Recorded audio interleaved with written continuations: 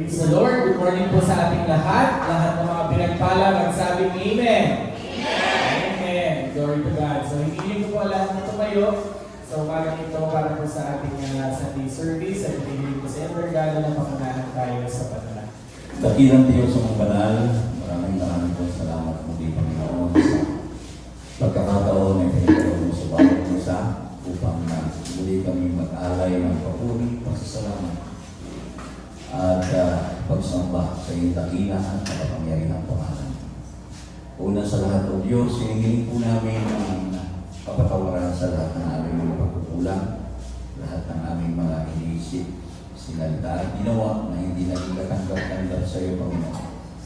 Ipatawad mo po ito sa amin at gawin mo kami karapat-dapat sa paglapit namin sa iyo sa umagang ito. Tinataas po namin sa iyo ang iba namin mga kapatid na ngayon ay wala pa rito. Ingatan mo sila sa kanilang paglalakbay. Dalhin mo sila ng ligtas sa lugar na ito, Panginoon. Makasama namin sila sa isang malayang pananampalataya. Umaasa rin po kami, Panginoon, na ikaw at siya patuloy na maglalangis sa lahat ng iyong gagamitin, mga awit, mga manurunto. Lalo higit sa lalaking gagamitin mo upang magbahagi ng iyong mga banal na salita. Ang iyong banal na Espiritu, Panginoon, ang siyang manguna sa amin, pumunok sa lugar na ito, O Diyos. Maramdaman namin ang iyong presensya at tanggapin namin ang lahat ng mga biyaya na manggagaling sa iyong mga banal na salita. Maasa po kami, Panginoon, sa isang katagumpay na gawain sa pasimula hanggang sa katapusan. Sa iyo ang lahat ng papuri, pasasalamat at kalwalhatian naman. Sa pangalan ng aming Panginoong Jesucristo, everybody say, Amen. Amen. Jesus,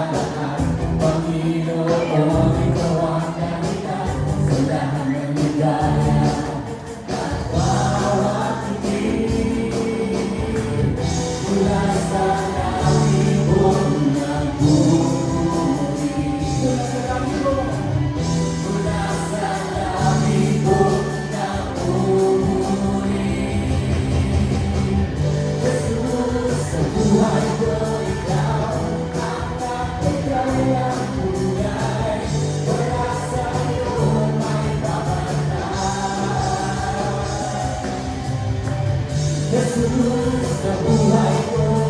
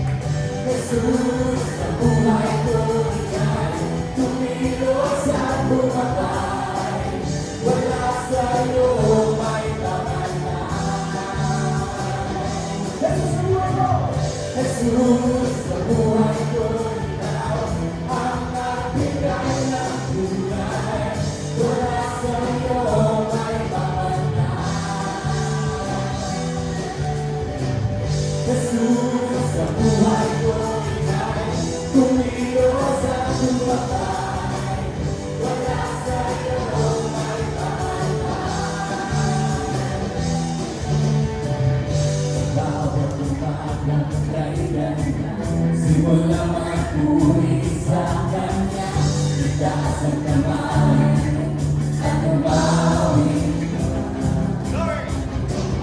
Sa bawat araw na dumaraan, Panginoon, ito ang dahilan sa lahat ng ligaya at bawat hindi. Mula sa langit ko, mula sa langit ko nagpupuri.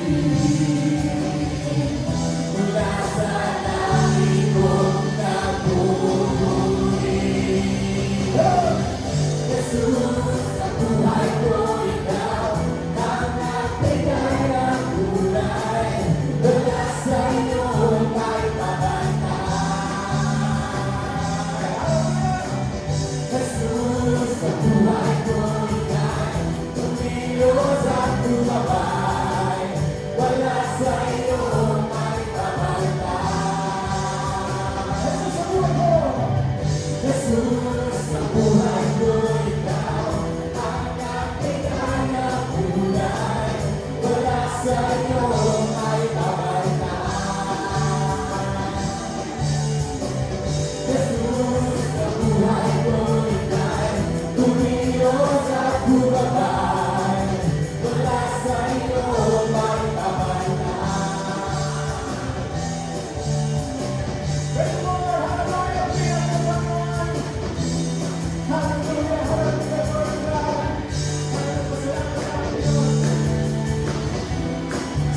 Awitin natin pasasalamat. Salamat sa iyong ginawa. Salamat sa iyong ginawa. Salamat, Lord. Salamat, salamat sa iyong ginawa. Salamat sa iyong ginawa. Salamat, salamat sa iyong ginawa. Salamat sa iyong ginawa. Salamat, salamat sa iyong ginawa. Salamat sa iyong ginawa. Oh, Jesus, sa buhay ko! Jesus, sa buhay ko ikaw ang nagbigay ng kulay. Wala sa iyo may pabantay. Jesus, sa buhay ko ika'y tumilos at tumabay. Wala sa iyo may pabantay. Jesus, sa buhay ko! Jesus, sa buhay ko ikaw ang nagbigay ng kulay. Wala sa iyo may pabantay. Jesus, sa buhay ko ika'y tumilos at bumabay. Wala sa iyo may pabantay.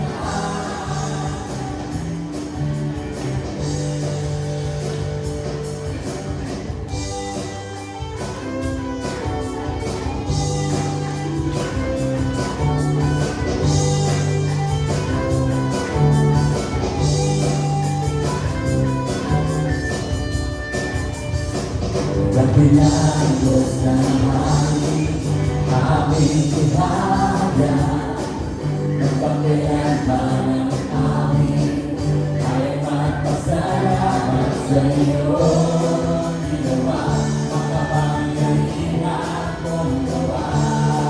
Sa limang mga lahi, sa limang mga lahi, kailangan ko'y makikita.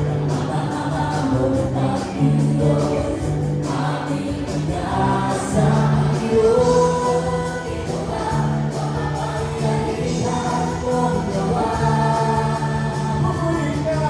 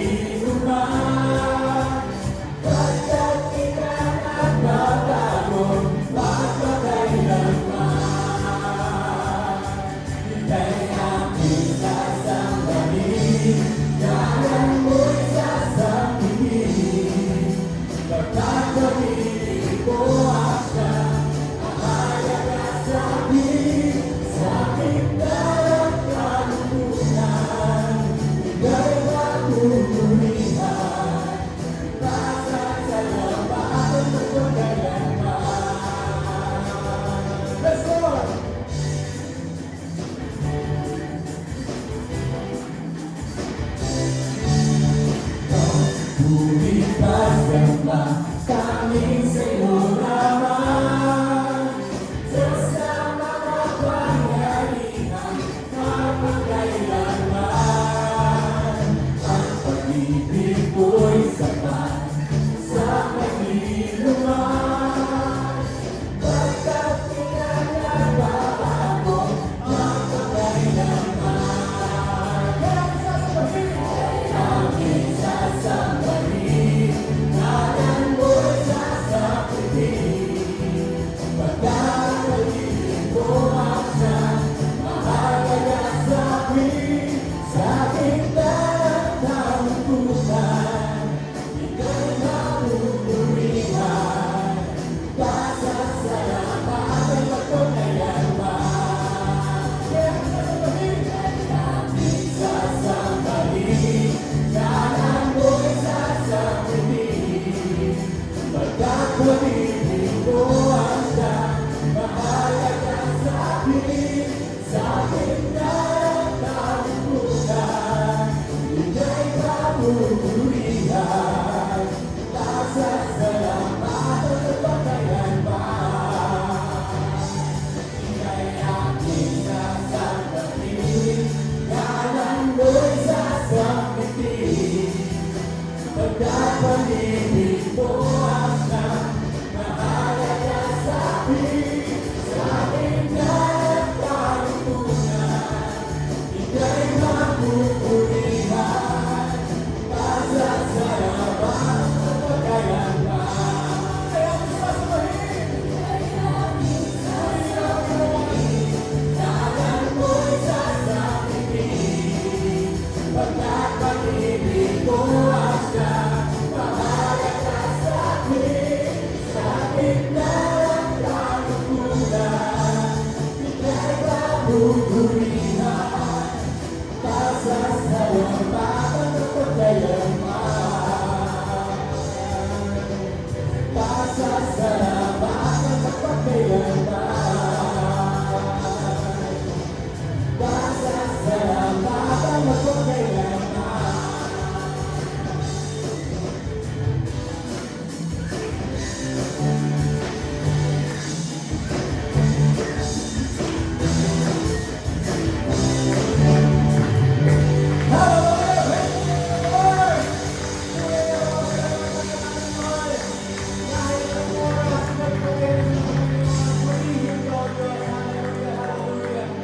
Maraming salamat po yung mga dakilang mo, Diyos. Hallelujah, hallelujah. Patuloy natin sambahin ang Panginoon ngayong umaga. Tapat ang Panginoon kailan pa man. Hindi siya nagbabago. Amen. Hallelujah, siya ang ating Diyos noon, ngayon, at magpakailanman. At marapat lamang na ialay natin ating mga buhay, ang ating buong puso, pusong pagsamba sa ating Diyos. Hallelujah. Praise the name of Jesus.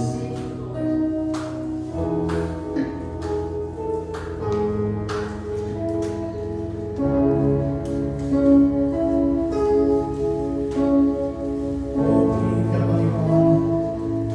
Pagdating mo, Lord, ang aming mga papuri, pagsamba, O Diyos.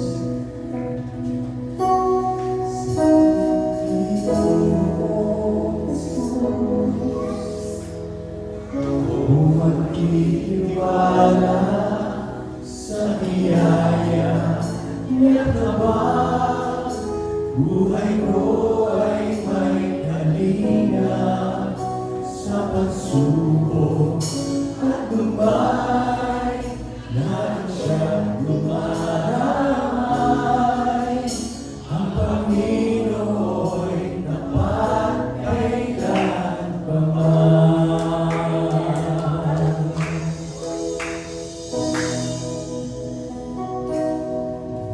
Kung ika'y nang nalamin,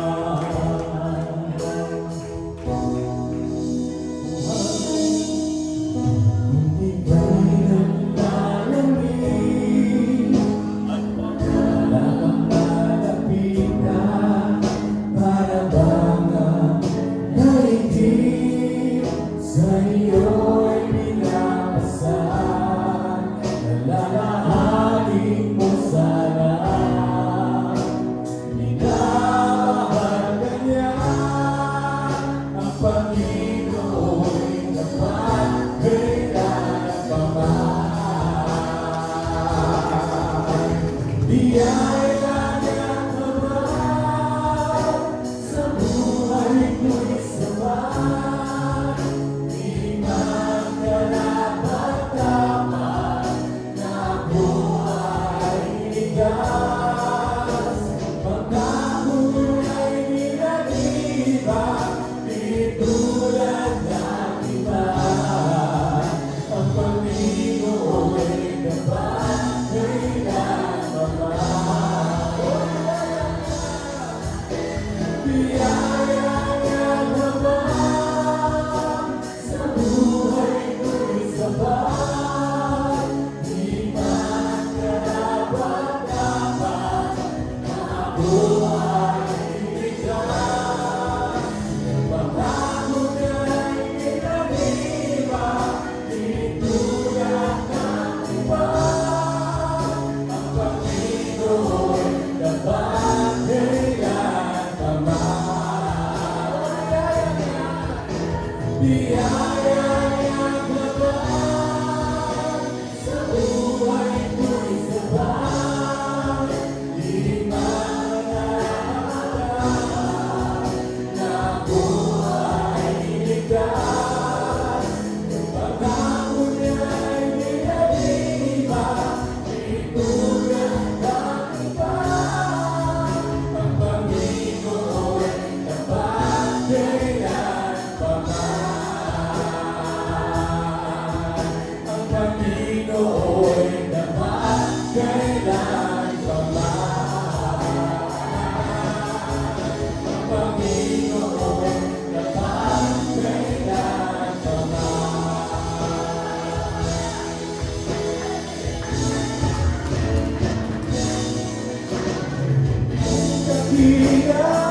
Pinagpapalaban sa langit ko, ako'y ibig ko kahit ako ay ganito.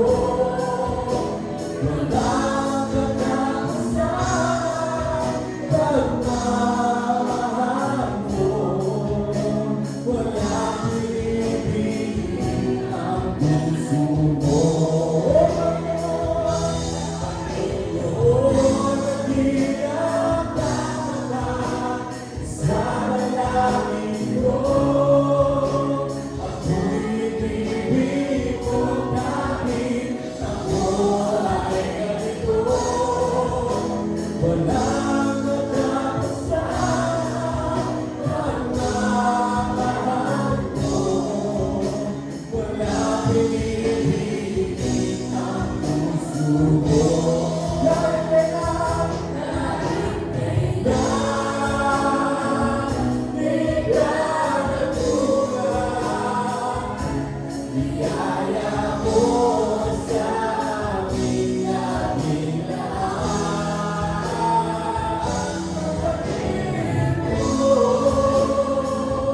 sa aking walang hanggan. Ibig mo ako noon pa man.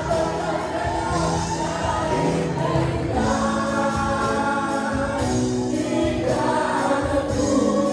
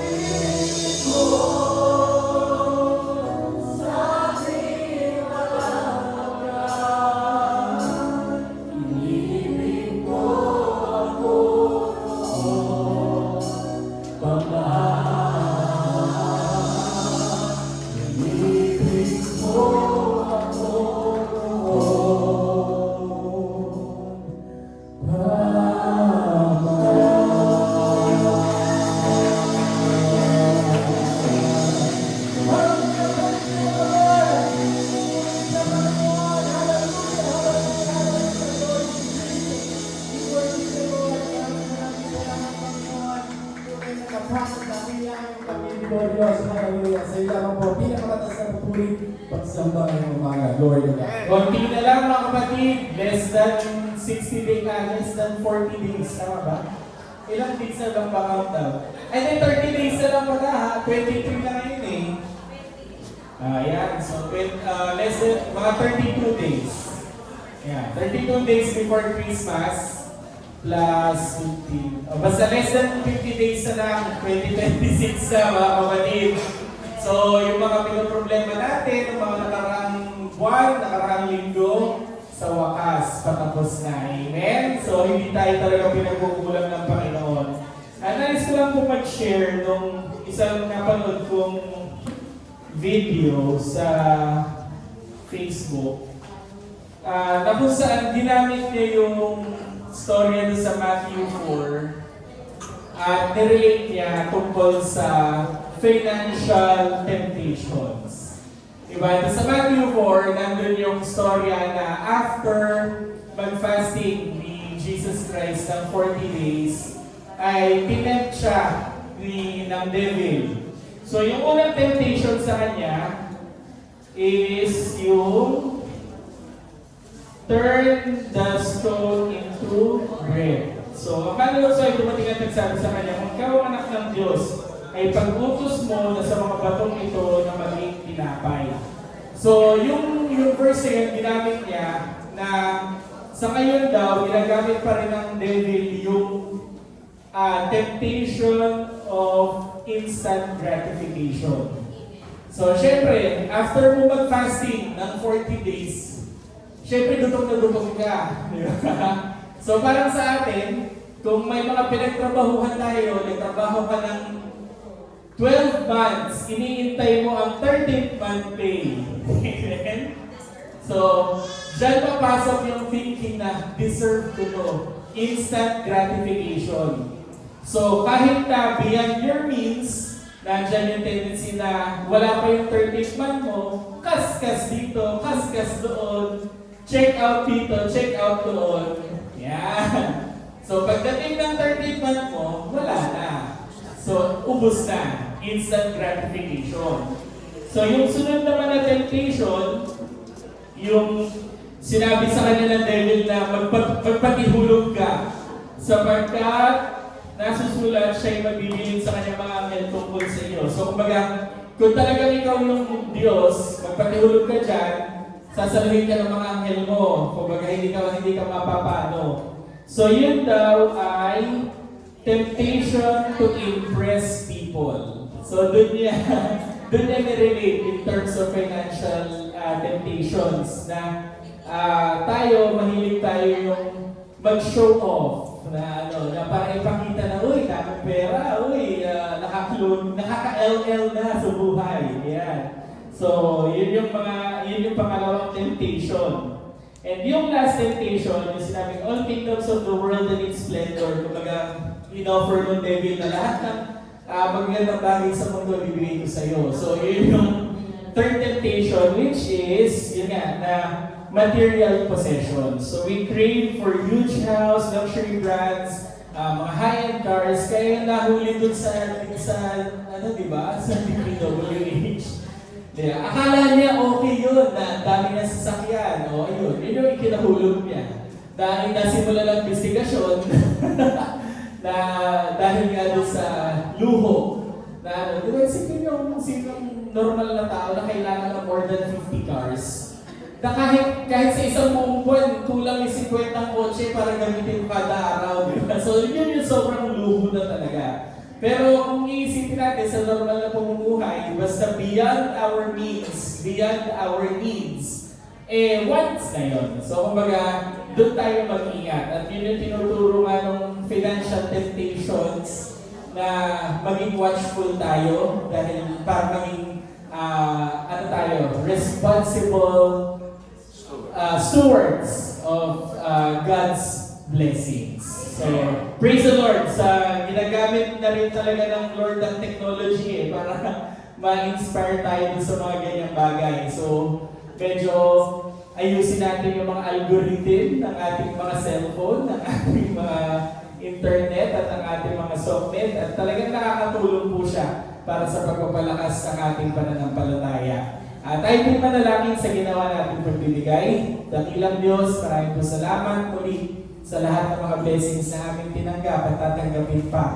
At nawa po Panginoon na ilayo mo kami sa mga financial temptations at maging good stewards po kami Panginoon ng iyong mga pagpapala.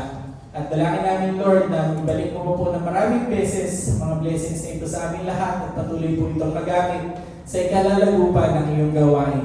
At lahat ng ito Panginoon ay binabalik namin sa iyong dakilang matamis sa pangalang Jesus. Amen and amen. At tayo po lahat ay maghanda sa pakikinig ng salita ng Panginoon na dadalhin sa atin ni Brother Gabby. Palakpakan po natin ang Lord. Ating pumuksan ang ating pong mga Biblia sa aklat po ng Lucas, chapter 9, verse 23. Luke chapter 9, verse 23. Ang sabi po dito, "And he said to them all, if any man will come after me, let him deny himself and take up his cross daily and follow me." Manalangin po tayo lahat mga kapatid. Let's all pray. Father God in heaven, in the name of Jesus, sa oras na ito, maraming salamat po sa kabutihan niyo po sa bawat isa po sa amin. Salamat po Lord na na-overcome namin ang aming pong isang buong linggo. At ngayon, kami po ay nandirito upang kayo purihin at sambahin at paglingkuran. Sa oras po ito, Panginoon, kami po ay nananalangin para po sa susunod na gawain namin, Lord, ang pakikinig at pag-aaral at pagbabahagi ng inyong banal na salita. Dalangin po namin, Lord, na kayo po ang siyang gumabay at kayo po, Panginoon, ang siyang maglangis ng aming mga tenga sa aming pong gagawin sa oras pong ito. Hayaan niyo po, Lord, na ang inyong pong Santong Espiritu ang siyang lumukog sa bawat isa po sa amin. Nang sa ganon, ang lahat po ng aming maririnig ay maging dahilan upang kami ay mas lalong lumago sa pananampalataya at sa paglilingkod po namin sa inyo. Nananalangin po kami right now sa taong gagamitin mo sa pulpito pong ito, Lord, na kayo po ang siyang makita at hindi po ang karumihan ng inyong pong lingkod. At dalangin namin, Lord, na kayo po, Panginoon, ang siyang magbigay ng authority, ng clarity sa pagbabahagi ng inyong pong mga banal na salita sa oras pong ito. At higit sa lahat, nananalangin po kami ng enjoyment sa gawain pong ito, Lord. Maraming salamat at sa inyo na po namin ipinagkakatiwala ang lahat. Wala po kaming magagawa kung wala po kayo sa aming pong kalagitnaan. Ito po ang aming pagsama at pagdalangin. In Jesus' name we pray. Amen. Amen. Makakabalik na po tayo sa ating mga upuan, mga kapatid. Sa oras po ito, mga kapatid, ang pag-uusapan po natin ay isa pong mensahe, mga kapatid, na sobrang relatable sa bawat isa po sa atin. Hindi lang ito basta relatable, mga kapatid, kundi marahil ito po ay isang mensahe, mga kapatid, na pwedeng maging dahilan upang tayo po ay kumilos, upang tayo po ay mas lalong lumago sa pananampalataya natin sa ating pong Panginoon. Sa oras po ito, mga kapatid, ang pag-uusapan po natin, mga kapatid, ay isang mensahe na kung saan pwedeng kapaki-pakinabang sa bawat isa sa atin, lalo na kung tayo po ay merong pinagdadaanan o tayo po ay nasa season ng buhay natin, mga kapatid, na para bang hindi mo maintindihan. Amen? Ang title po ng mensahe natin ngayon, mga kapatid, is It's Not Convenient. Stepping out of your comfort zone for Jesus. Pwede ko po ba kayong anayahan minsan pa, mga kapatid? Pwede po ba natin purihin at palakpakan ng Panginoon sa oras ko ito? Hallelujah! Praise the name of Jesus. Hallelujah! Sa oras ko ito, mga kapatid, meron pong isang bagay na totoo. Yung totoo na ito, mga kapatid, is lahat po tayo ay Kristiyano. Amen? At ang paglilingkod po sa ating Panginoong Kristo ay maganda. Ngunit, hindi po ito laging convenient sa bawat isa sa atin. Amen? Ang pagsunod ay makapangyarihan.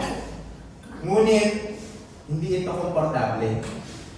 Amen po ba? Ang pananampalataya po, kapag tayo ay nananampalataya sa Panginoon, ito ay rewarding. Talagang merong milagro sa mga Kristiyanong nananampalataya sa Panginoon. Subalit, ang pananampalataya, mga kapatid, ay hindi madali. Amen po ba? Agree po ba kayo doon, mga kapatid? Ngunit, meron pang isang katotohanan na ilalahad ako sa inyo, mga kapatid. Kapag tayo po ay nasa ating comfort zone, kung tayo ay nananatili sa ating pong mga comfort zone, mga kapatid, it will never produce spiritual growth. Amen? Kapag tayo po, mga kapatid, ay nasa convenienteng kalagayan, mga kapatid, it will never produce Christ-likeness.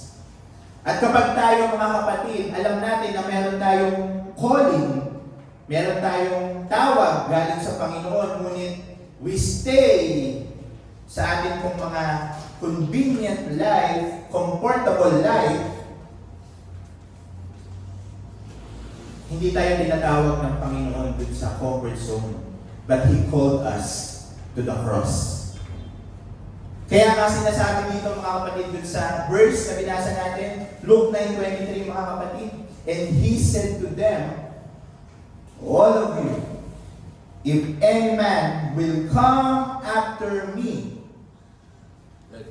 let him deny himself, take up his cross daily, and follow me.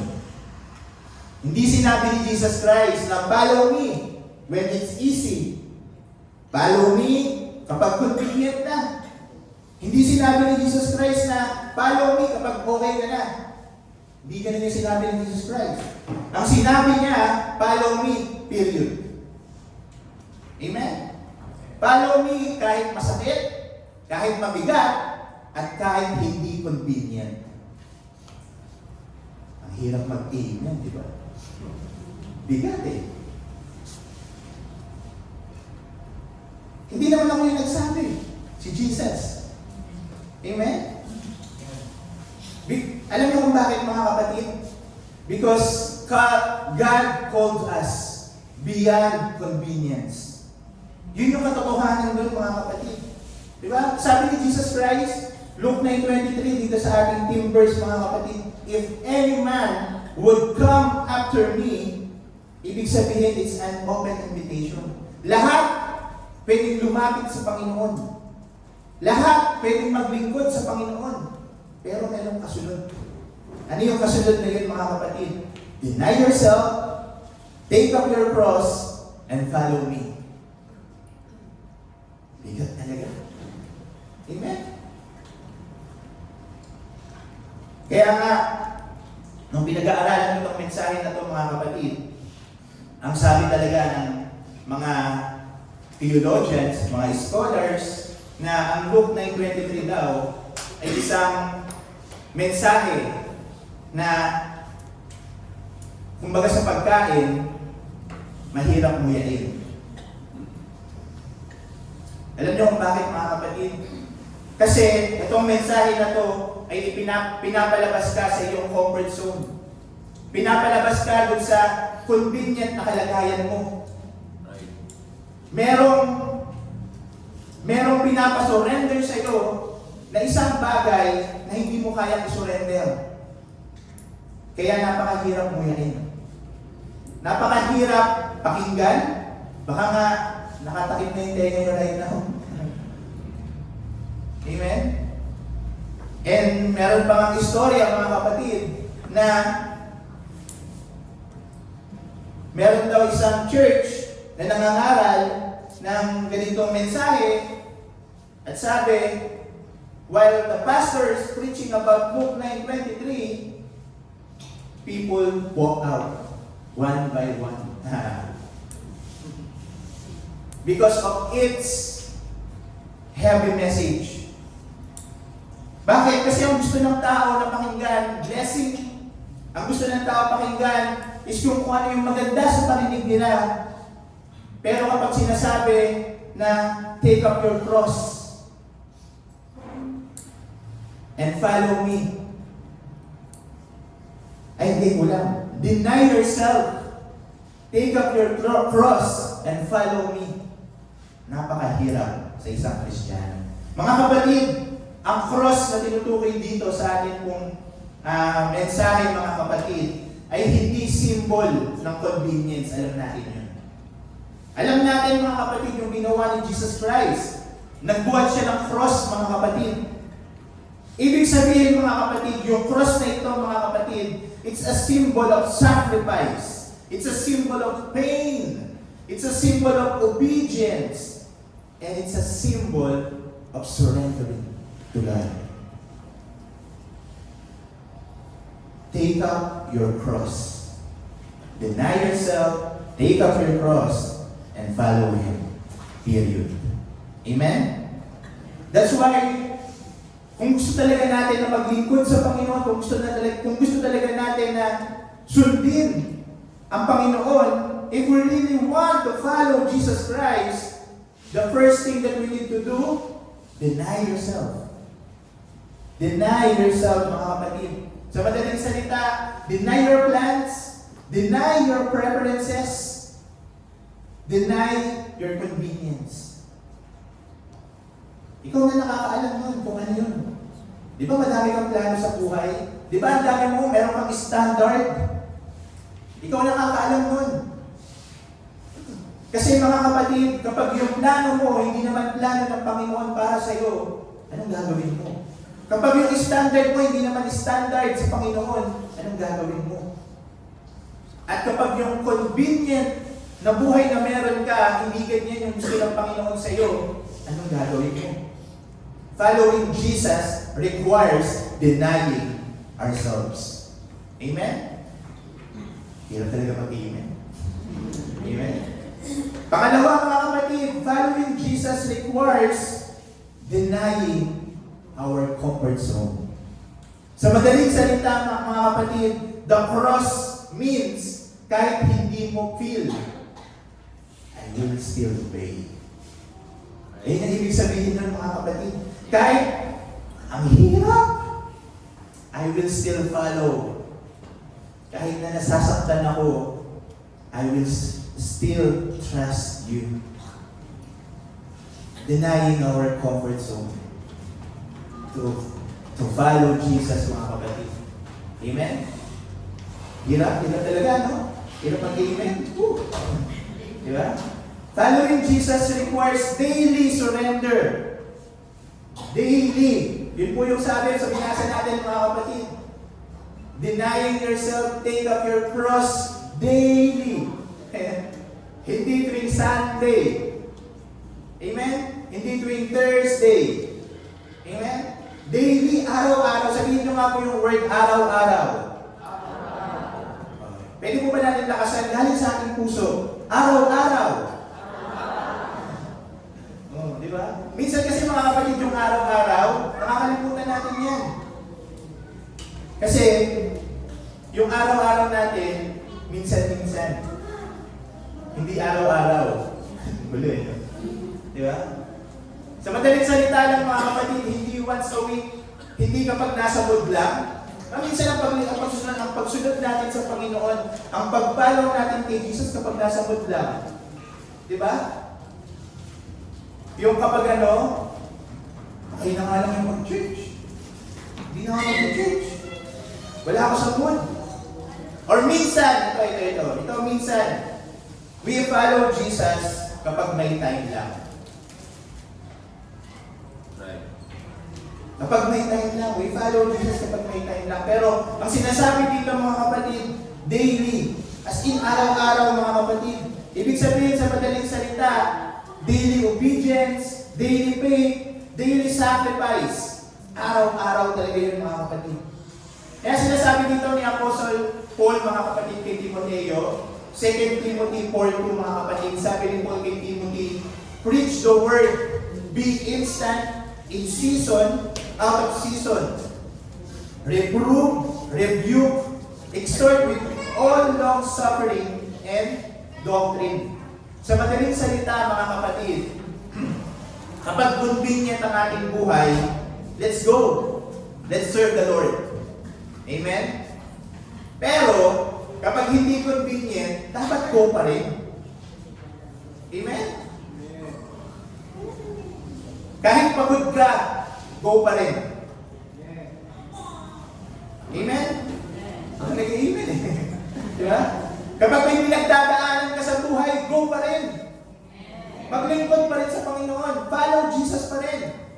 Amen? Yun yung sabi. Amen? Sabi ni Paul, preach the word, be instant, in season or out of season. Nasa mood ka o wala, may time ka o wala, maglilingkod ka pa rin, go ka pa rin na maglilingkod sa Panginoon. Kahit broken ka. Kahit meron ka pinagdadaanan, kahit broken ka, broke ka. Dalawa yung meaning ng broken. Yung puso at saka yung bulsa. Right. Maglilingkod ka pa rin. Amen? May mga taong ganun eh. Diba? Yung broke nila, dalawa yung meaning. Wala na akong love life, wala pa akong pera. Diba? Pero okay lang yung Kristiyano ka, maganda ka pa rin. Pogi ka pa rin. Pero ang sinasabi dito mga kapatid, ano man yung pinagdadaanan natin, go ka pa rin. Maglingkod ka pa rin sa Panginoon. Amen? Because it's not convenient when we serve the living God. It's not convenient mga kapatid. Lagi natin tatandaan mga kapatid that our ministry, the ministry that we have, is not about us. It's about Jesus Christ. Lagi natin tatandaan yan mga kapatid. It's not about you. Hindi yung tungkol sa kung ano yung nararamdaman mo or kung ano yung laman ng wallet mo o ng bulsa mo. Hindi yung tungkol doon mga kapatid. Tungkol ito mga kapatid doon sa Diyos na pinaglilingkuran natin. Tungkol ito sa King of Kings and the Lord of Lords mga kapatid. Tungkol ito mga kapatid sa Diyos na nagbigay sa atin ng kaligtasan. Tungkol ito sa Kanya at hindi ito tungkol sa atin. Amen? That's why kapag sinabi natin na yes Lord, yes Lord, yes, yes Lord, ibig sabihin, you are also saying yes to discomfort. You are also saying yes to inconvenience. Amen? You are also saying yes to hardship. You are also saying yes to pain while you are serving the living God. Amen? At sa hapon po na ito mga kapatid, talagang nagpipray ako eh. Kung dapat ko bang i-share ito mga kapatid. But right now, gusto ko pong ibahagi sa inyo mga kapatid ang isang personal testimony mga kapatid na related din naman ito sa ating topic right now mga kapatid.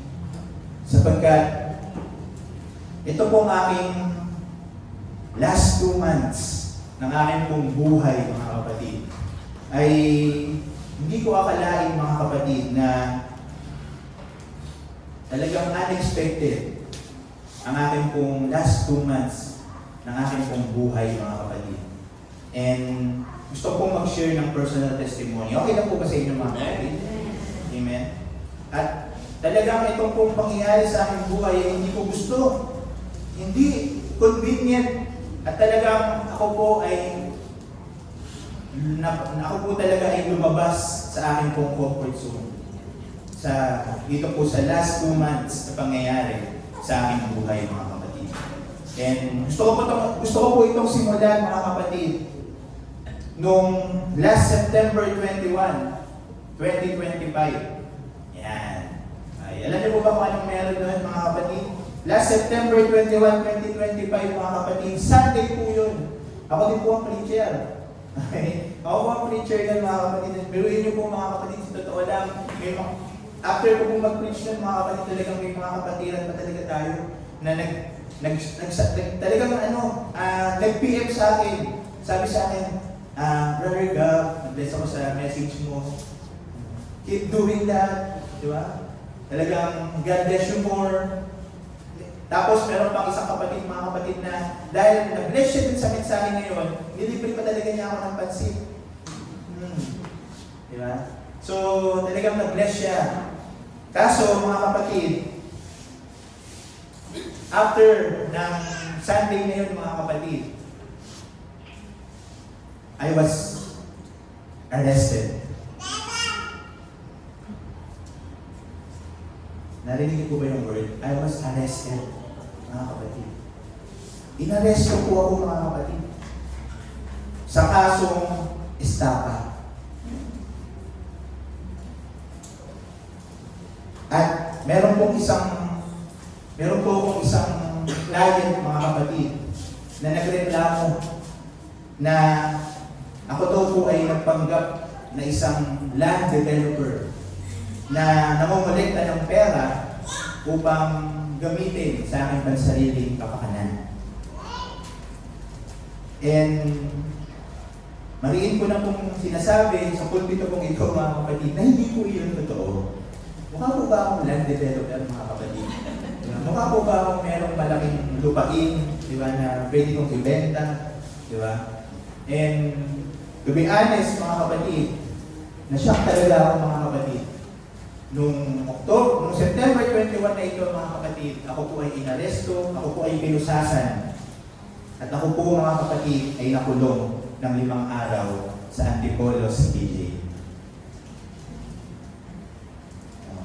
Kaya sa madaling salita, mga kapatid, ang tao po na nakatayo sa inyo pong harapan ay ex-con. Hindi lang po. Hindi pa naman. Ito lang po. Imagine nyo, mga kapatid, di ba? Isa kang inosente, you are serving God, you are just doing your job, nagtatrabaho ka lang naman. Di ba? Kasi ako po ay isang salesperson, real estate salesperson. Nagtatrabaho ka lang naman. Then, someone, di ba? Someone destroy your name. Di ba? Gano'ng kahirap yun, mga kapatid. Hindi convenient, di ba? Hindi masarap, hindi madali. Lalo na, mga kapatid, yung experience ko, mga kapatid, sa loob ng kulungan, ay, grabe.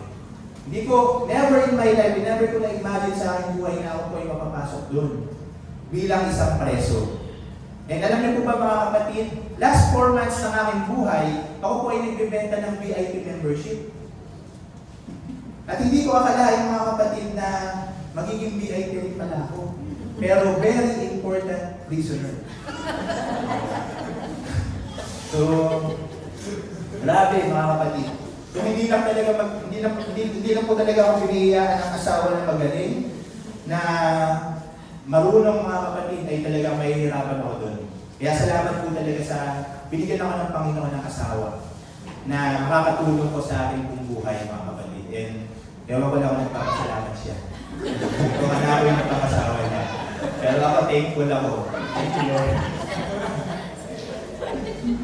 Pero ang totoo, mga kapatid, sa totoo lang, mga kapatid, yung experience ko na ito, mga kapatid, ay talagang, nagbukas sa akin, mga kapatid, ng isang bagong mundo. Nagbukas sa akin, mga kapatid, ng panibagong burden. At nagbukas sa akin, mga kapatid, ng isang panibagong sitwasyon, mga kapatid, na kung saan naglabas ito sa akin mula sa aking comfort zone. Because we want to serve God, God give me an experience na magagamit natin para makapaglingkod sa Kanya. At naniniwala ako, mga kapatid, na yung experience ko na yun, mga kapatid, is inalaw ng Panginoon. Alam niyo po kung bakit, mga kapatid? Sometimes God allows prison season, okay, to train us for the glory and for His purpose. Alam niyo ba yung, mga kapatid? Diba? Si Apostle Paul, he also experienced prison season. Si Joseph, the dreamer, he also experienced the prison season in his life. Si Peter, nakulong din. Amen? And dun sa kanilang pagkakakulong, mga kapatid, God was with them. At nung ako rin po, mga kapatid, ay nakulong that time, I feel that the Lord was with me. God is with me, mga kapatid. At alam niyo po mga kapatid, sa loob ng kulungan na yun mga kapatid, ang dami kong taong nakilala, ang dami kong na-experience, at ang dami kong natutunan. Salamat lang po talaga sa Panginoon mga kapatid. Dahil wala pong nangyari sa akin yung masama mga kapatid. But I know na pinoprotektahan ako ng Panginoon mga kapatid because He knows my heart. Alam niya na wala akong kasalanan. Alam niya na I was just accused of something mga kapatid na hindi ko ginawa. Amen? Kaya mga kapatid, ito pong last 2 hearing na meron ako mga kapatid, parehas mga kapatid, yung 2 hearing na meron ako mga kapatid, parehas na, ano lang, parang naboy. Or walang nangyari because there is no enough evidence sa akin mga kapatid. Amen? So, sinasabi ko nito sa inyo mga kapatid para tulungan nyo na mas manalangin pa kasi meron akong hearing sa March 11, 2026. Diba? And hopefully, ay yun ay dismiss na. Amen? Because there is no enough evidence mga kapatid para po sa akin. Amen? Pero, ito yung next mga kapatid. Okay?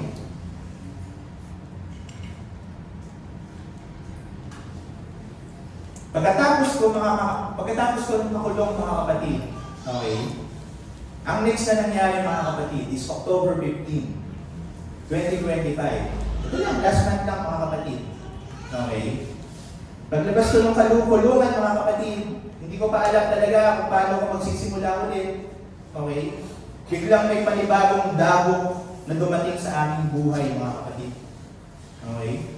Yun nga, noong October 15, 2025 mga kapatid, yung tatay ko, okay, nagsabi siya sa amin na meron siyang nararamdaman sa kanyang katawan. Ito yung exact na word niya sa akin, mga kapatid, noong October 15 na yun. Parang may mali sa katawan ko. Kaya ang ginawa namin mga kapatid, we rush him. Sinugod namin siya sa hospital, nagpa-check up kami, nagpa-laboratory kami mga kapatid, then nagpa-MRI kami. Then, the doctor said, dun sa result, meron siyang 6 cm brain tumor. Amen? Iba yung sakit nun, mga kapatid, sa totoo lang. Yung balita na yun, parang hindi ka pa nakakahinga dun sa unang problema. May problema na naman, may kasunod na naman na problema, mga kapatid. Amen? At habang siya ay nag-undergo ng gamutan, habang nag-undergo kami ng treatment or prayer, at habang naniniwala kami mga kapatid na ang Diyos ay magpapagaling, November 2, my father died. Namatay siya mga kapatid. November 2, he passed away. And at that moment mga kapatid, I suddenly break down or broke down. Hindi ko alam yung tamang word, pero talagang I quietly cried mga kapatid. Biruin mo mga kapatid, pagod ka na physically, pagod ka na emotionally, pagod ka na spiritually. Kasi simula pa lang yun mga kapatid sa prison cell, talagang pinapangan ko na yung sarili ko. Nung nandun ako sa kulungan, mga kapatid, 5 araw ako sa kulungan, 5 araw din ako hindi natulog. 5 araw ako sa kulungan, 5 araw din ako hindi umihi, hindi nagdumi. Kasi sa loob ng kulungan talaga mga kapatid, kung hindi ka sanay, kung alam mo na inosente ka, hindi mo kayang magstay dun. Diba? Inosente ka, kasama mo yung mga matay tao, mga rapists, mga magnanakaw. Kapag umihi ka mga kapatid, walang pintuan. Pag dumumi ka, walang pintuan. Makikita ka ng 200 na prisoner na umitihi, dudumi. Di ba? Kaya sa loob ng kulungan talaga mga kapatid, tinambangan ko yung aking sarili. Hindi ako nagpakita ng kahit anong emosyon. Hindi ako nagpakita mga kapatid na mahina ako, malakas ako. Sakto lang. Di ba? Neutral lang ako sa lahat, para kaibigan ko lahat. Si Mayor, kaibigan ko. Yung pinakamaliit na tao doon, mga kapatid, yung mga taong walang dalaw, kinakaibigan ko. Kapag nagpapadala ng merienda sa akin ng aking asawa, binibigay ko na, inyo na yan. Miski isa na binigay sa akin, wala akong nakain kahit isa. Lahat yan para sa inyo. Nandito lang ako bilang inyong bisita. Yun ang mindset ko, mga kapatid. Sa loob ng kulungan, mga kapatid. Tapos, mula dun sa nalaman na news na merong brain tumor yung aking tatay, mga kapatid, hanggang sa siya ay mamatay, mga kapatid. Ako po ay nagpakatatag. Ako po ay nagpakalakas, mga kapatid. Ako po, mga kapatid, ay pinipilit ng aking sarili na kayanin ang lahat ng ito, mga kapatid. And apparently, nung namatay ang aking father, mga kapatid, doon na lumabas ang aking emosyon. And talagang halo-halo na. Yung iyak na yan, mga kapatid, is iyak talaga, mga kapatid, ng nagdurusang Kristiyano. Amen? And serving God like that, mga kapatid, tingin niyo po ba convenient? Serving God in that situation, mga kapatid, it's never easy. Amen? Pero, ito kasi, ang bigat ng sitwasyon ko, mga kapatid, still, God called me to minister. Habang ako, mga kapatid, ay dumadaan sa mga pagsubok na yan, mga kapatid, okay, ginagamit ako ng Panginoon to minister. Naniniwala ba kayo, mga kapatid? Alam niyo ba, mga kapatid, 5 days after ko mag-release doon sa kulungan, mga kapatid, as in, paglabas ko, mga kapatid, pag-uwi ko ng bahay, may tumawag sa akin. Tumawag po sa akin. Hindi ko nasasabihin kung sino. Pero kilala niyo po yun, tumawag sa akin, mga kapatid. At siya po, mga kapatid, ay humihingi ng guidance, humihingi ng advice, humihingi, mga kapatid, dahil sa kanyang roller coaster na buhay, mga kapatid. At habang pinapakinggan ko yung kanyang sitwasyon, iniisip ko yung aking sarili, mga kapatid, kailangan ko ng advice. Hello, di mo ba nabalitaan yung nangyari sa akin? Although hindi ko naman talaga alam, di ba, mga kapatid? Pero that moment, mga kapatid, may tumatawag sa akin. Pwede ko ba? Kung pwede ko lang talaga sabihin, uy, ako nga din, may problema ako eh.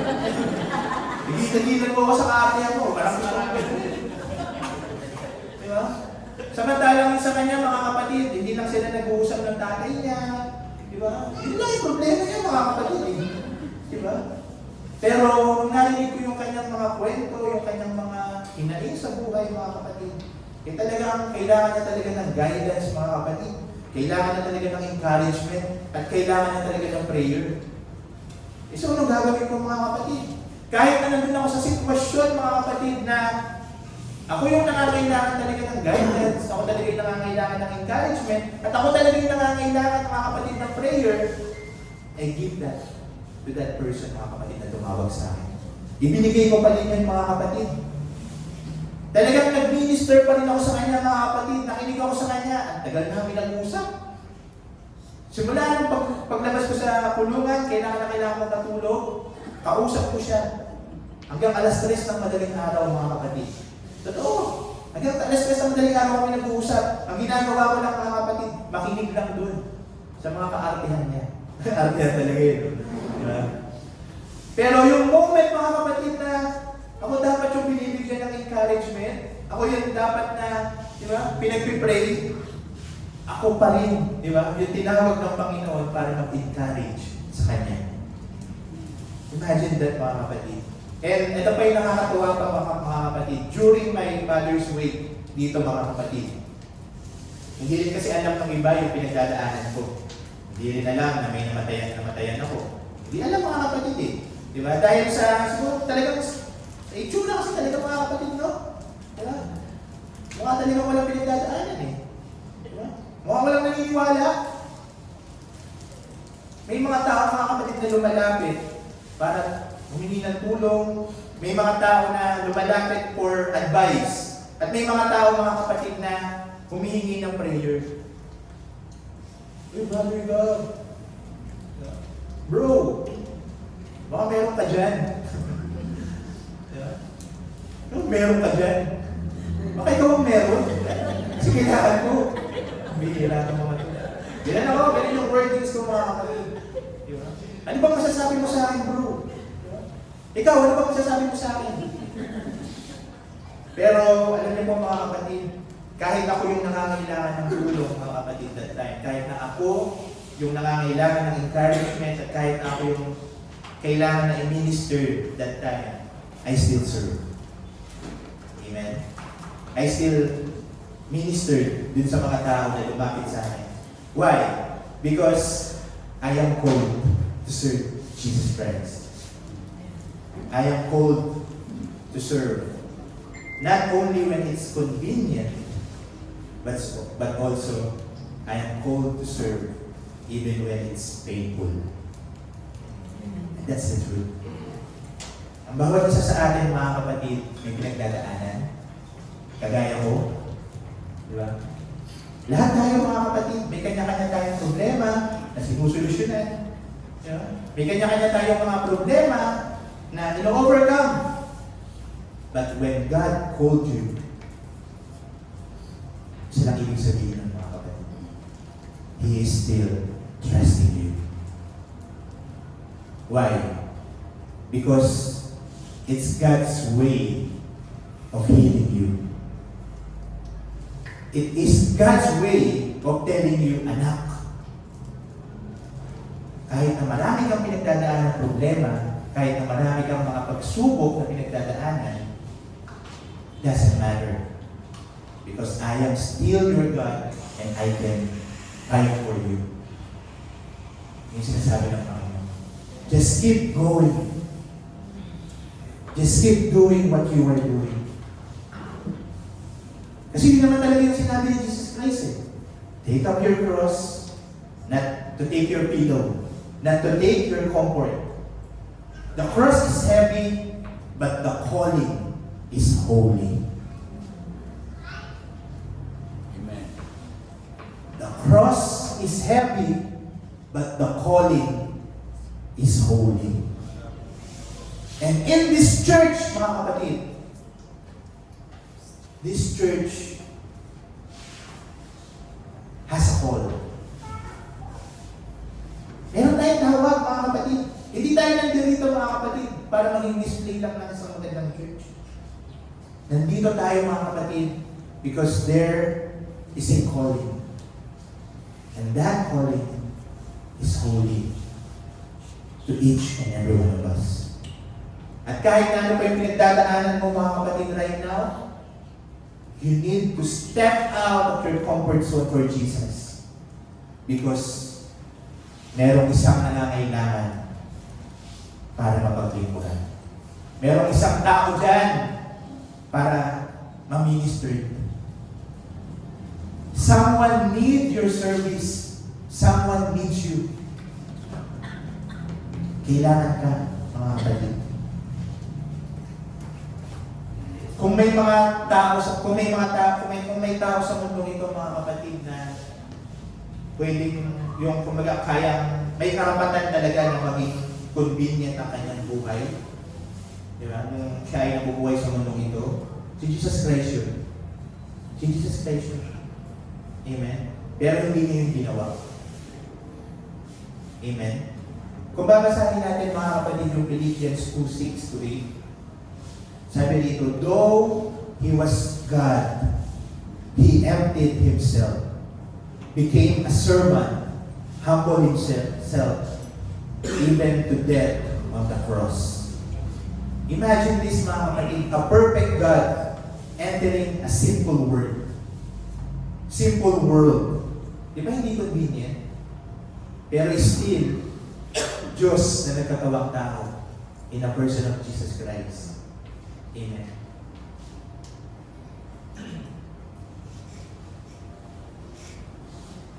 Kung babasahin natin yung Luke 22:44, mga kapatid. Ito yung time na kung saan nag-pray siya sa Garden of Gethsemane. Nung nagkaroon siya ng premonition, mga kapatid, nung nakita niya yung mangyayari sa kanya dun sa cross of Calvary, mga kapatid. He prayed in agony and his sweat blood. Diba? His sweat become like a drops of blood. Yung sinasabi dito mga kapatid.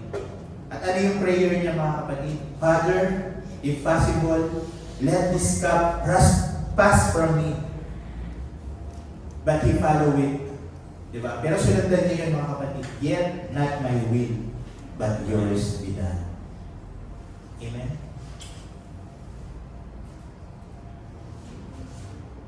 Si Jesus Christ, mga kapatid, naka-experience ng inconvenience. Si Jesus Christ naka-experience, mga kapatid, ng discomfort. Alam niyo kung bakit, mga kapatid? Simply because He loves each and every one of us. Amen? At ginawa niya yun, mga kapatid, para magkaroon ng kaligtasan ang bawat isa sa atin. So, ibig sabihin, kung siya, mga kapatid, ay lumabas sa kanyang comfort zone, anong dahilan natin para hindi tayo lumabas sa comfort zone natin para sa kanya? Kung siya lumabas sa comfort zone niya para sa iyo, anong dahilan para hindi ka lumabas sa comfort zone mo para sa kanya? Amen? Imagine this, mga kapatid. Yung cross pa lang eh. Yung cross, mga kapatid, hindi na yung convenient sa kanya. Di ba? Nung nakita niya yun eh, doon sa Garden of Gethsemane, ano yung nakita niya, mga kapatid? Di ba? Nail pierced head. Crown of thorns. Yung mga latay sa kanyang katawan, mga kapatid. Yung public shame. At yung mga kasalanan natin na dala-dala niya. Yun ang nakita niya, mga kapatid. Isaiah 53:5, mga kapatid, sabi rito, He was pierced for our transgression, crushed for our iniquities. Bakit niya ginawa yun, mga kapatid? Because love, mga kapatid, is never convenient. Di ba kapag ikaw ay nagmamahal, para mapatunayan mo na nagmamahal ka, you sacrifice. Salvation is never convenient. Salvation is never in a place of comfort zone. Never. And redemption is never convenient. Amen po ba, mga kapatid? Jesus stepped out of His comfort zone to save us. Because He stepped out of His comfort zone for us, we should also step out of our comfort zone for Him. Amen? Kaya kahit na masakit, kahit na may pinagdadaanan, maglingkod pa rin, mga kapatid. Kahit na broken, maglingkod pa rin, mga kapatid. Alam niyo po ba, mga kapatid, na yung growth, nagsisimula yan, mga kapatid, sa discomfort. Ang growth, mga kapatid, ang paglago, nagsisimula sa inconvenience. Ang miracle, nagsisimula sa inconvenience. Ang miracle, mga kapatid, nagsisimula kapag lumabas tayo ng ating mga comfort zone. Naniniwala ba kayo ng mga kapatid? Kung babasahin natin, mga kapatid, ang John 12:24, sabi rito, unless a grain of wheat falls to the ground and dies, it remains alone. But if it dies, it produces much fruit. So sa madaling salita, mga kapatid, real fruitfulness comes from dying moments.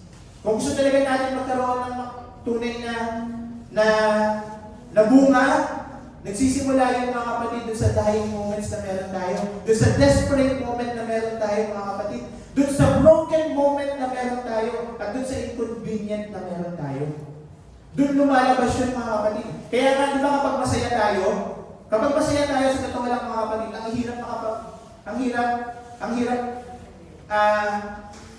hirap magano.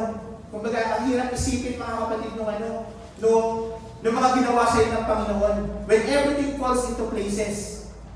Ang hirap! Kasi masaya ka. Lahat ng bagay, maganda. Parang hindi ka makalapit sa Panginoon. Parang hindi ka, maganda mag-serve sa Panginoon. Diba? Kapag everything is okay. Diba? Then, yung relationship mo sa Panginoon, parang ang dali-dali lang.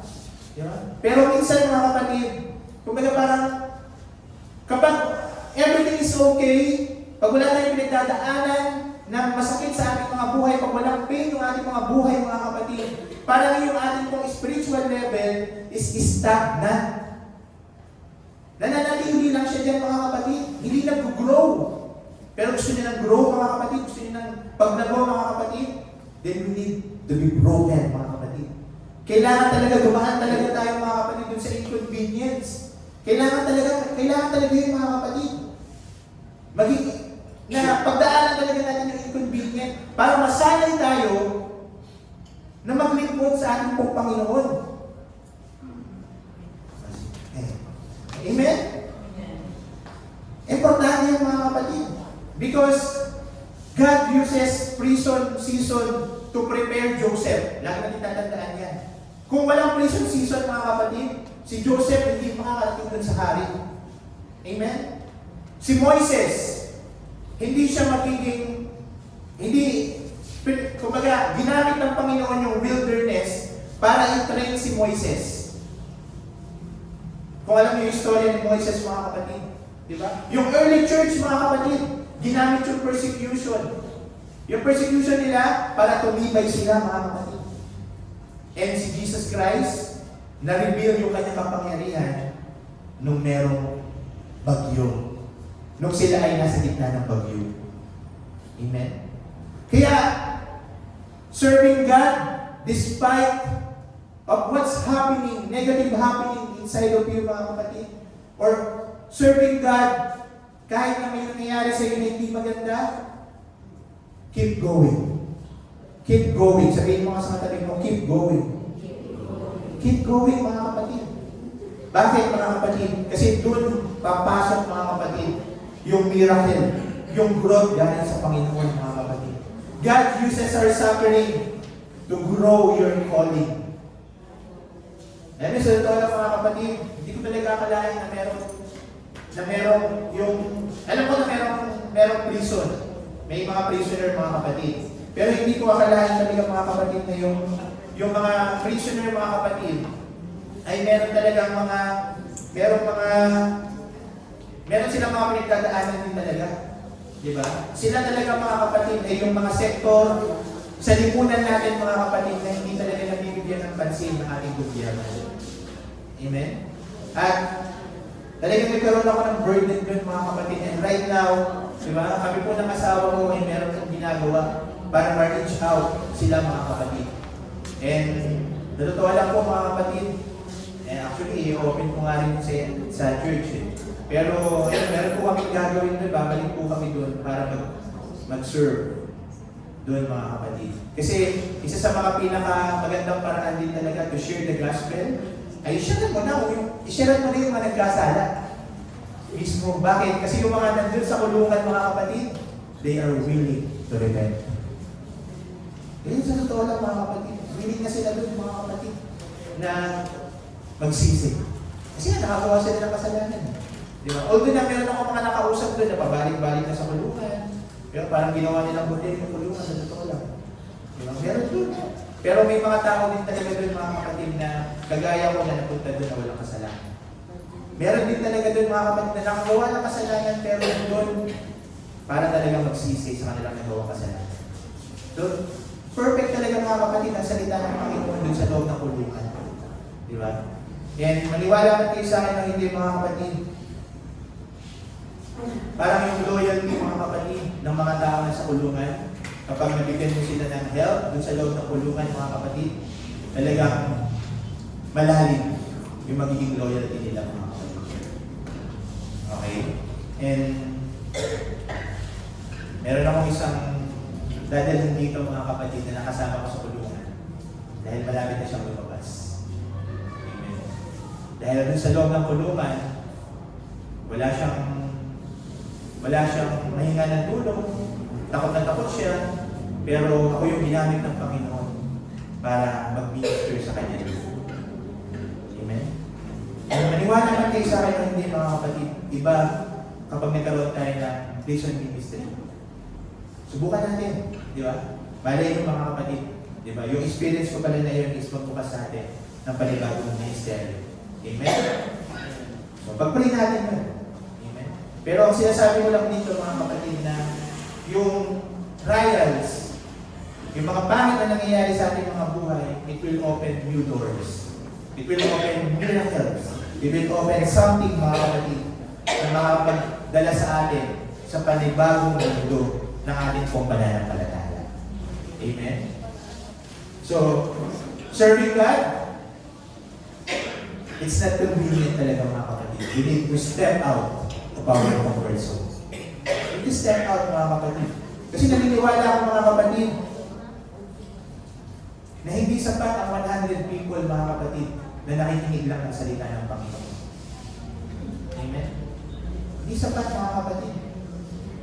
Dapat maraming tao ang nakikinig ng salita ng Panginoon. And kung konti, mga kapatid, ang tao na nakikinig ng salita ng Panginoon, then we need to work hard. We need to work hard, mga kapatid. We need to step out talaga, mga kapatid. It's not convenient eh. Di ba? Hindi talaga madali, mga kapatid. But we need to step out. God trains you through trials to prepare you for greater ministry. Kung babasahin natin, mga kapatid, yung Romans 5:3-4, ang sabi dito, mga kapatid, suffering produces perseverance. And perseverance, character, and character, hope. Your pain, mga kapatid, yung pain na pinagdadaanan mo, meron yung purpose. Amen? May purpose yan, mga kapatid. Hindi ko lang alam kung ano yung purpose, pero may purpose yan. Basta magpatuloy ka, malalaman mo yung purpose. Amen? Yung iba kasi na tumitigil. Yung iba, umaalis. Yung iba nawawala. Pero sabi dito, yung suffering na meron tayo, kapag tayo nag-persevere, it will produce character. At yung character na yun, mga kapatid, mag-produce ng hope. Amen? Kaya, mga kapatid, yung nangyayari sa iyo, mga kapatid, diyan nagsisimula yung growth, mga kapatid. Your trials will shape you to your anointing. Your trials will shape you para magkaroon ka ng anointing galing sa Panginoon. No? Serving God in pain strengthens your spiritual muscle. Yan, meron palang spiritual muscle. Di ba? Hindi lang pala physical muscle ang meron tayo, kundi spiritual muscle din. Kaya pala hindi na ma-practice yung faith, hindi na ma-practice yung pananampalataya. Kasi pag dumating yung pagsubok, maayaw.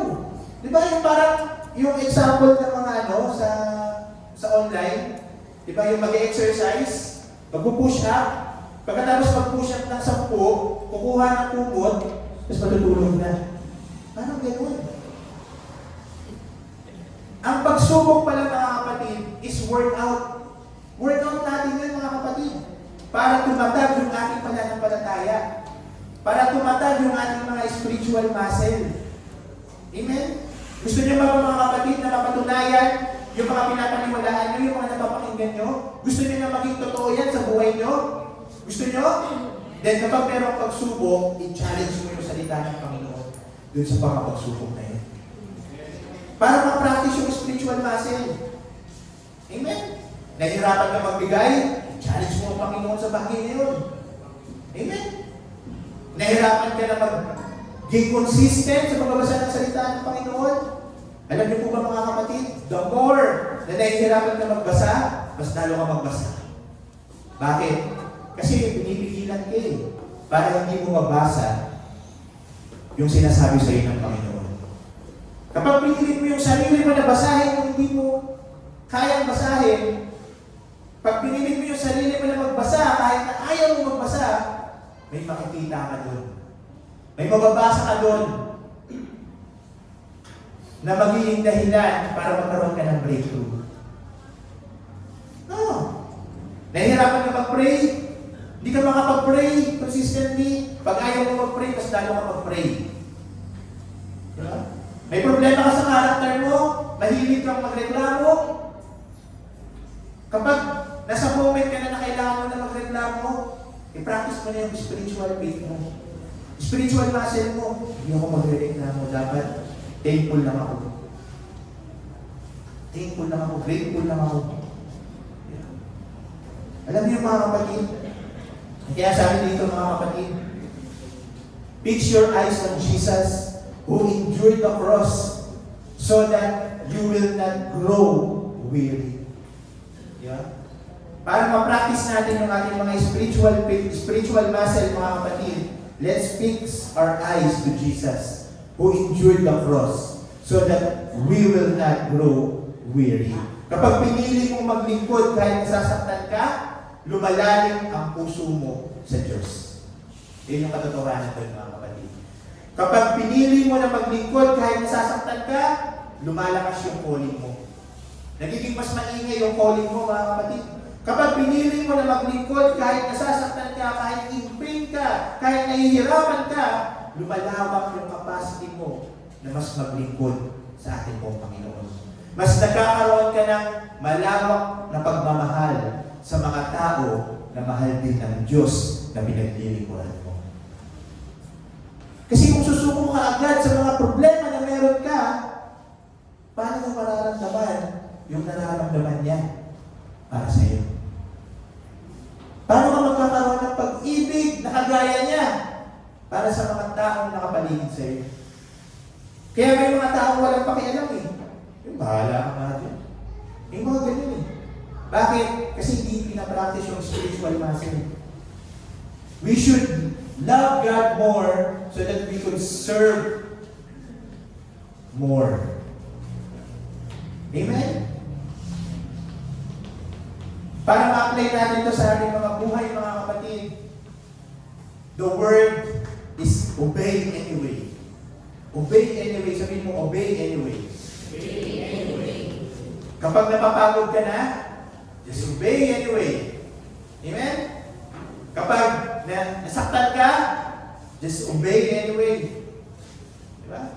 Kapag tinaraitor ka, yan. Pag binitray ka, mga kapatid, just obey anyway. Sa madaling salita, mga kapatid, serve even when you're tired, love even when you're hurt, forgive even when you are betrayed. Diba? Give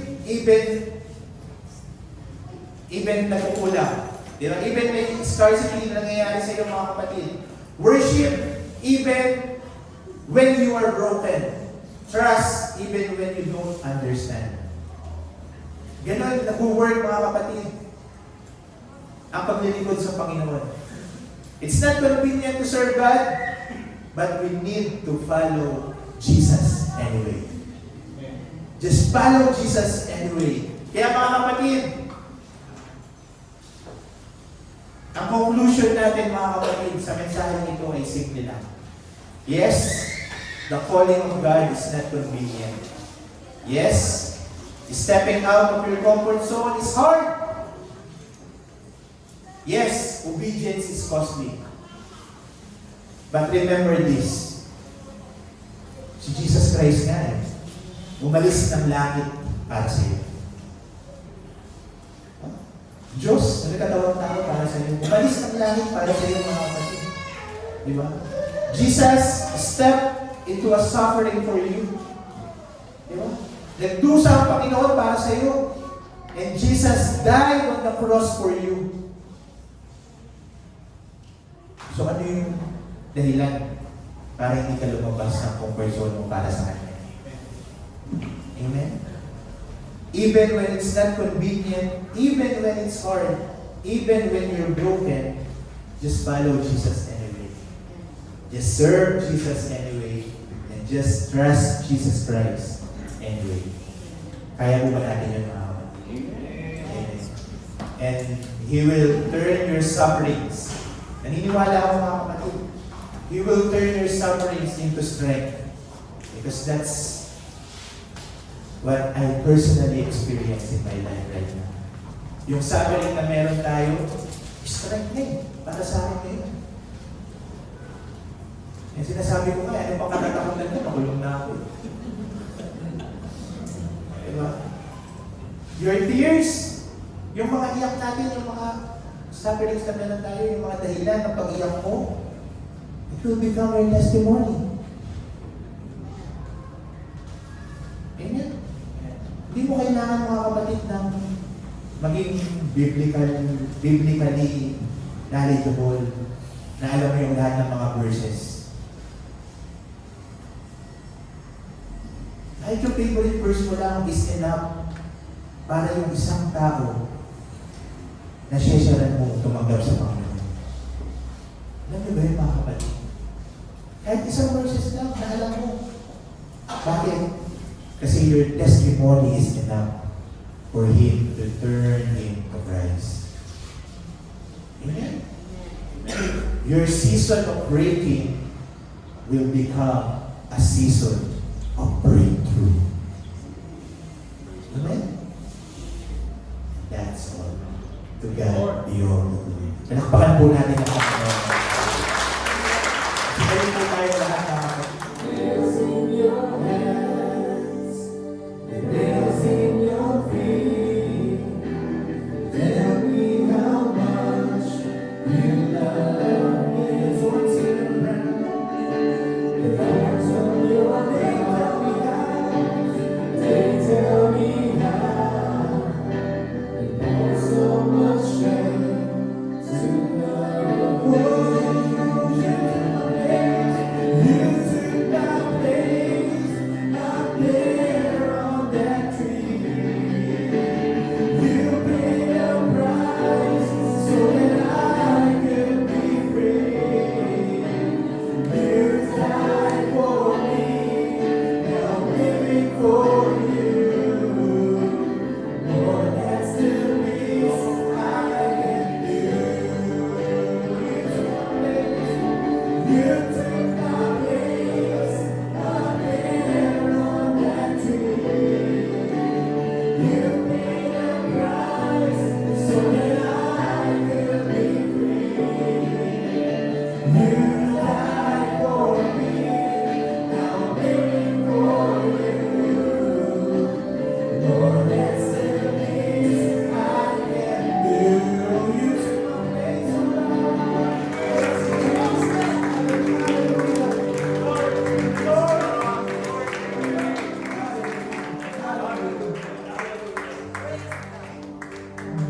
so great.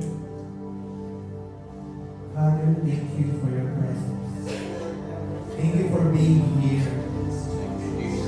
Thank you na pinaramdam mo po sa amin na yung pinaglilingkuran namin Diyos ay totoo at buhay.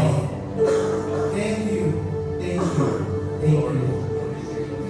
Thank you for allowing us, Lord, na maramdaman ang iyong presensya.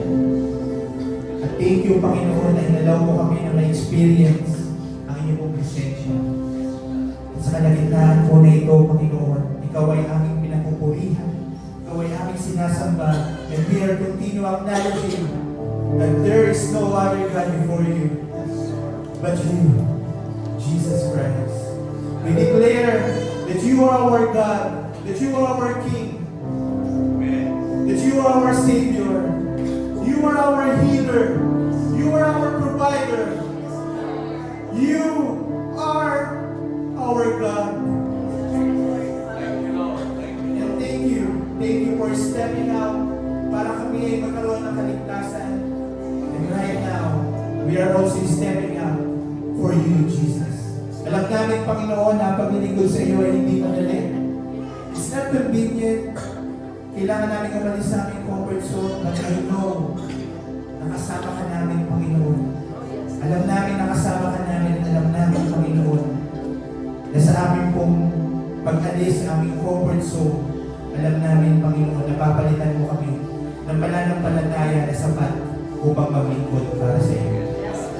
Kaya sa oras po ito, Panginoon, we are asking na mabuhin mo ang aming mga puso, ang aming mga isipan, at sa ganun, Panginoon, kami ay malinaw namin makita yung mga plano niyo po sa aming pong mga buhay. Mas maging malinaw yung aming pong mga calling, yung aming pong mga tawag, ay mas makita namin, Panginoon. At sa ganun, Lord, ay magawa namin ito.